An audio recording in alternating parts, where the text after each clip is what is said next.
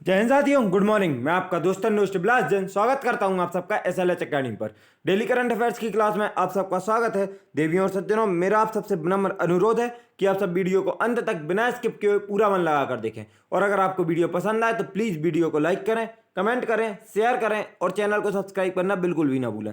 साथ ही bell icon press कर लें जिससे हमारी लेटेस्ट नोटिफिकेशन आपको तुरंत मिलती जाए। अब आपका ज़्यादा समय ना लेते हुए देखते हैं आज का पहला प्रश्न। आज का पहला प्रश्न है, रिलायंस फाउंडेशन किस शहर में 1000 बेड की कोविड देखभाल सुविधा स्थापित करेगा? आपके ऑप्शन है ए जामनगर, बी पोरबंदर, सी पुणे और डी नागपुर। तो दोस्तों आपको बता दें, रिलायंस फाउंडेशन जामनगर में 1000 बेड की कोविड देखभाल सुविधा स्थापित करेगा। ये सभी सेवाएं नागरिकों को मुफ्त में उपलब्ध कराई जाएंगी और इन सुविधाओं को स्थापित करने के साथ ही इनके संचालन की पूरी लागत रिलायंस द्वारा वहन की जाएगी। इन कोविड केयर सुविधाओं से जामनगर, द्वारका, खंभालिया, पोरबंदर और सौराष्ट्र के अन्य क्षेत्रों में रहने वाले लोगों को राहत मिलने की उम्मीद है। नजर डालेंगे दोस्तों रिलायंस फाउंडेशन की तरफ, तो रिलायंस फाउंडेशन की स्थापना 2010 में हुई थी और इसकी स्थापना मुकेश अंबानी और नीता अंबानी ने मिलकर की थी, जो वर्तमान में रिलायंस फाउंडेशन की मालिक हैं और इसका मुख्यालय मुंबई में स्थित है। देखते हैं आज का अगला प्रश्न। आज का अगला प्रश्न है, प्रधानमंत्री मोदी ने पीएम केयर फंड के तहत कितने पोर्टेबल ऑक्सीजन कंसंट्रेटर्स को खरीद को मंजूरी दी है? आपके ऑप्शन है ए 50,000, बी 1 लाख, सी 75,000 और डी 80,000। तो दोस्तों याद रखें, प्रधानमंत्री मोदी ने पीएम केयर फंड के तहत 1 लाख पोर्टेबल ऑक्सीजन कंसंट्रेटर्स की खरीद को मंजूरी दे दी है। दोस्तों इस फंड के तहत पहले से स्वीकृत 713 pressure swing abortion PSA plants के अतिरिक्त 500 नवीनतम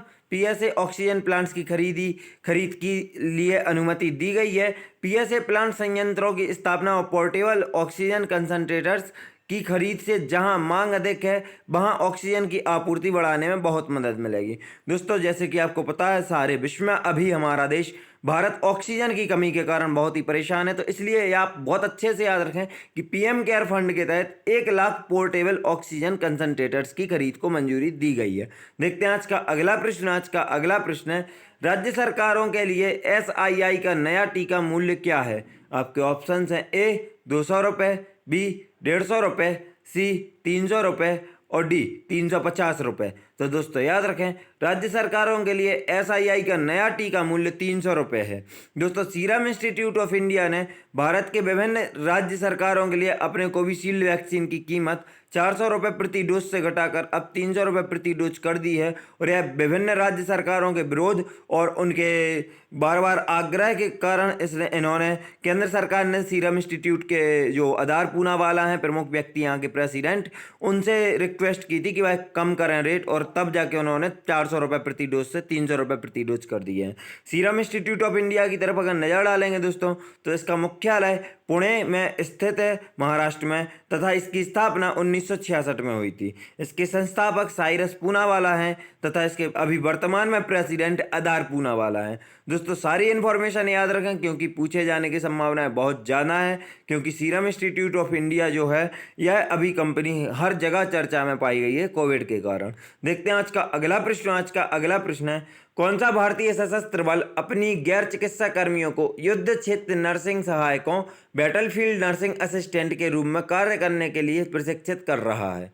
आपके ऑप्शन है ए भारतीय वायुसेना, बी भारतीय थल सेना, सी सीमा सुरक्षा बल और डी भारतीय नौसेना। तो दोस्तों आपको बता दें कि भारतीय नौसेना जो कि एक भारतीय सशस्त्र बल है, अपने गैर चिकित्सा कर्मियों को युद्ध क्षेत्र नर्सिंग सहायकों के रूप में कार्य करने के लिए प्रशिक्षित कर रहा है।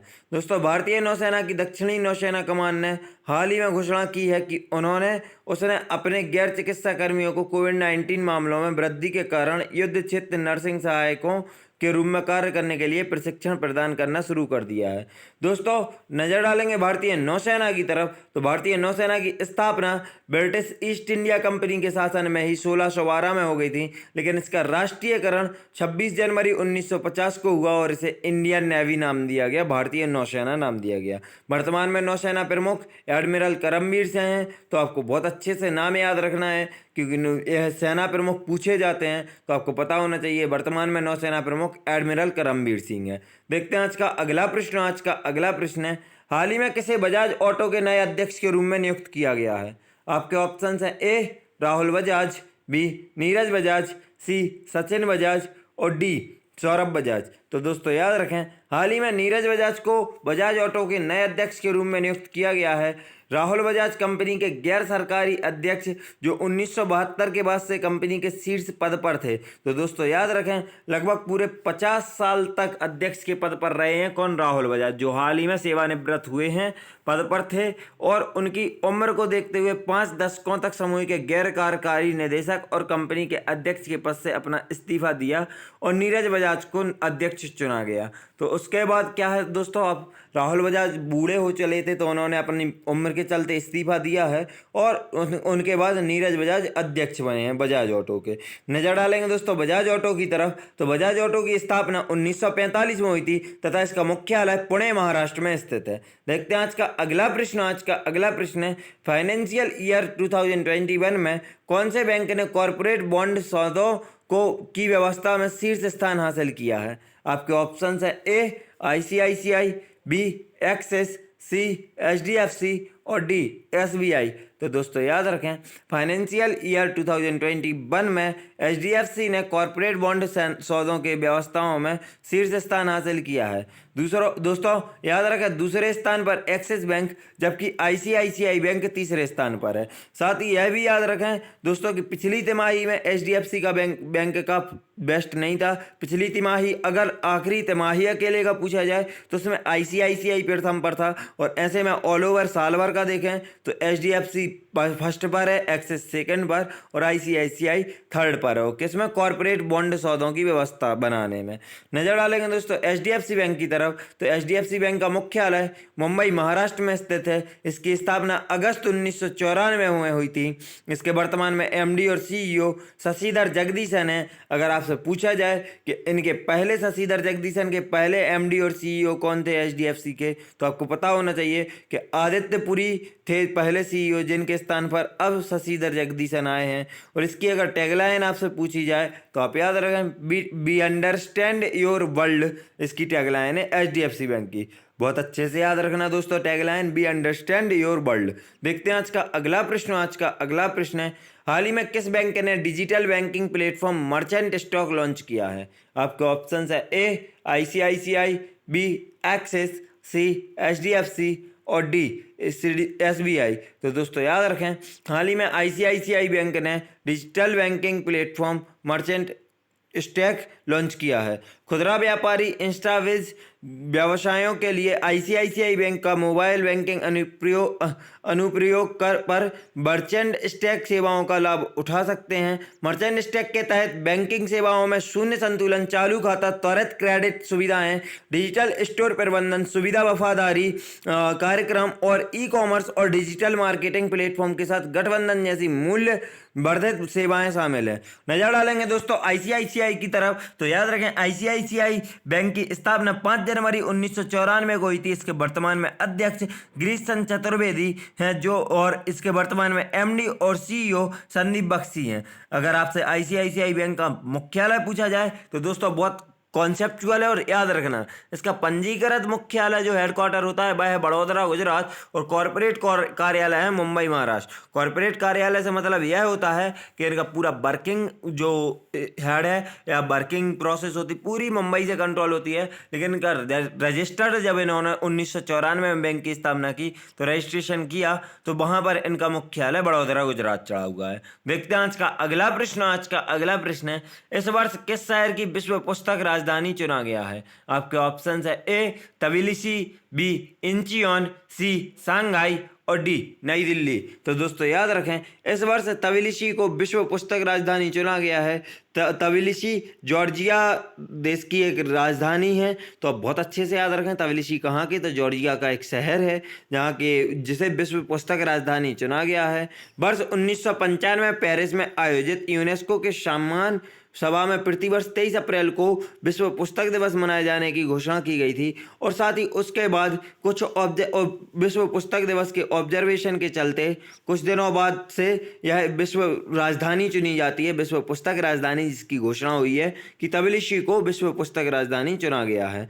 दोस्तों, इसका उद्देश्य पुस्तकों के अध्ययन और कॉपीराइट के बारे में जागरूकता बढ़ाना है। देखते हैं आज का अगला प्रश्न। आज का अगला प्रश्न है, लाग बाउमर का आयोजन किस देश में किया जाता है? आपके ऑप्शन है ए इराक, बी नेपाल, सी भूटान और डी इजराइल। तो दोस्तों याद रखें, लाग बाउमर का आयोजन इजराइल देश में किया जाता है। लाग बाउमर इजराइल में यहूदी धर्म के 33वें दिन मनाया जाने वाला अवकाश उमर की गिनती जो 18वें दिन होता है। तो एक यहूदी धर्म का एक त्यौहार होता है जो 33 दिन मनाया जाता है, उनमें से एक 18वां दिन होता है जिसका होता है लाग बाउमर त्यौहार है और यह बहुत बड़ा है। इसमें इजराइल में मनाया जाता है और जो हाल ही में मनाया गया, इस वजह से हमें पढ़ना पड़ रहा है। देखते हैं आज का अगला प्रश्न। आज का अगला और आखिरी प्रश्न है, 1 मई 2021 को निम्न में से कौन सा दिवस मनाया गया? आपके ऑप्शन है ए विश्व श्रमिक दिवस, बी विश्व गीत दिवस, सी विश्व बाल दिवस और डी विश्व मतदान दिवस।